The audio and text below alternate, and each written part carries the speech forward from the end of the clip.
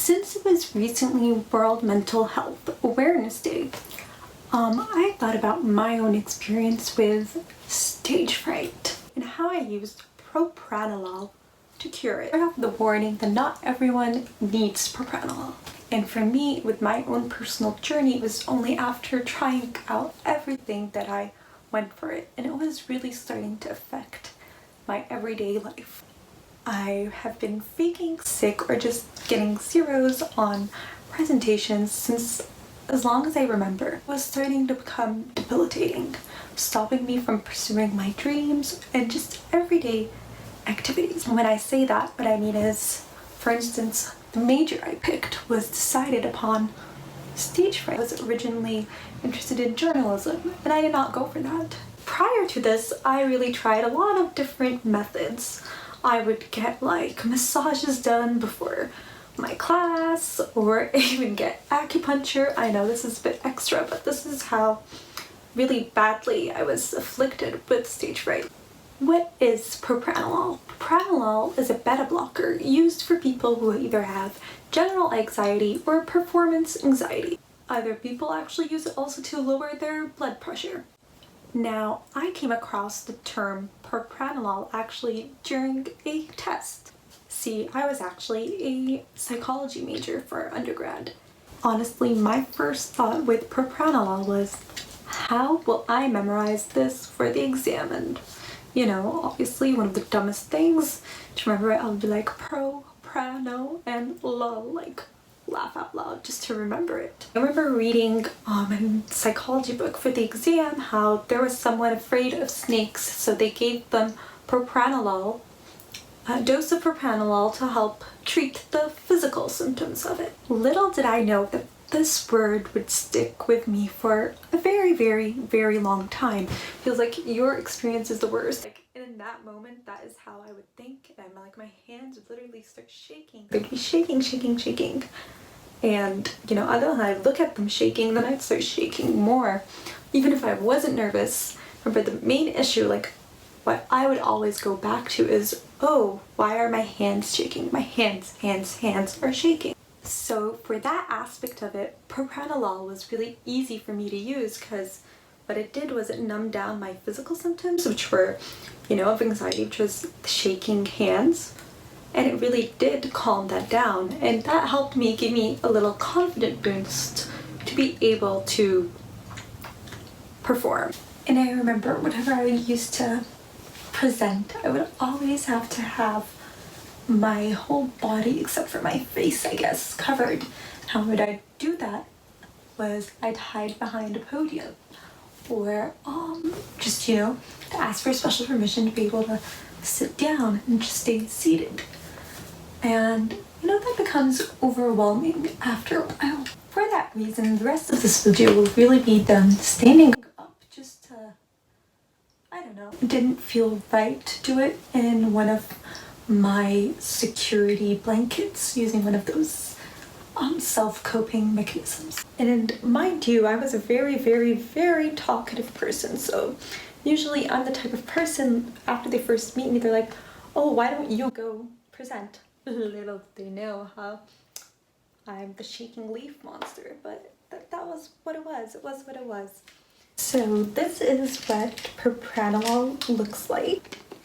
If you look, it's green. Sometimes it's pink. It comes in many different names, but you'll be able to know what it is by looking at what's written propranolol. So sometimes it comes with this, depending on the country, for instance, sometimes it can be Inderal and fine, but more importantly, ask your therapist, your doctor, before pursuing medicine. So what I take is the 40 milligrams one, and how I use it is only on the day where I have a presentation, I use it. And how I go about doing that is on the day of my presentation, I would take one in the morning. Let's say my presentation is at 7. Then I would take one around 3, and then I would take another pill around an hour and a half before the when I'd have to perform. Yeah, that's it.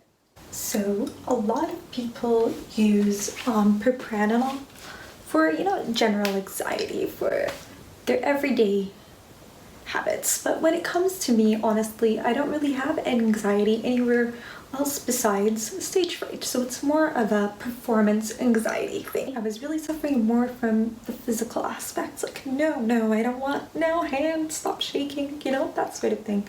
And the more I thought about the physical symptoms, the more it started to affect me mentally. And then I started saying, oh, why am I saying that? What am I doing? And honestly, I just stopped being able to think and I just shake like a leaf.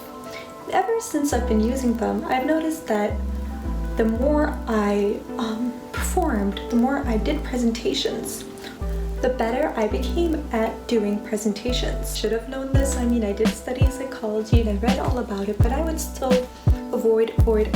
Just recently, I did my thesis defense and really it did not go much in my favor. So obviously I was being criticized and judged because, well, that's the point of it, you know? It wouldn't be a thesis defense. Those things wouldn't happen.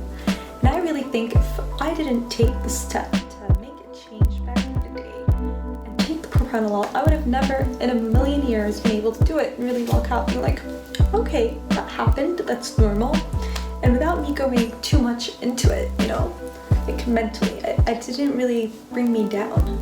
Like sure, afterwards I cried a bit, you know, I'm human, but more than that, it didn't like stop me. Like now I wouldn't be like, oh no, I don't want to go up on stage. And I think really it might have been a placebo effect. It started off as me being physically afraid, just, you know, all about the handshake. I stay going back to the handshake, I stay repeating it.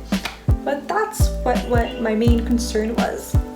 When I moved past that, so just don't be afraid, trust me, I was one of, I think, the worst. Like I had zero such self-confidence, especially when it came to going on stage. So when I first used it, I think I even may have overdosed a bit and overdone it. And there, you know, you realize you get a bit spaced out, you get a bit slower to answer questions. And that's not something that's necessarily too good or something you want if you're in an academic setting and you're being asked about certain questions where you really need to use your mind. So that goes back to you and your own judgment. But of course, always I say seek medical attention, seek therapists first, and then take all these steps.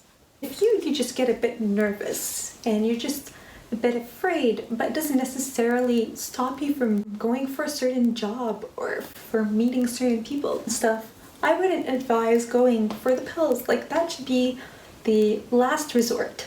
But it's not a shame to say that, yes, this did help me with my physical symptoms, but you know, I personally don't want to become reliant on it. So progressively, I've been using less and less dosages.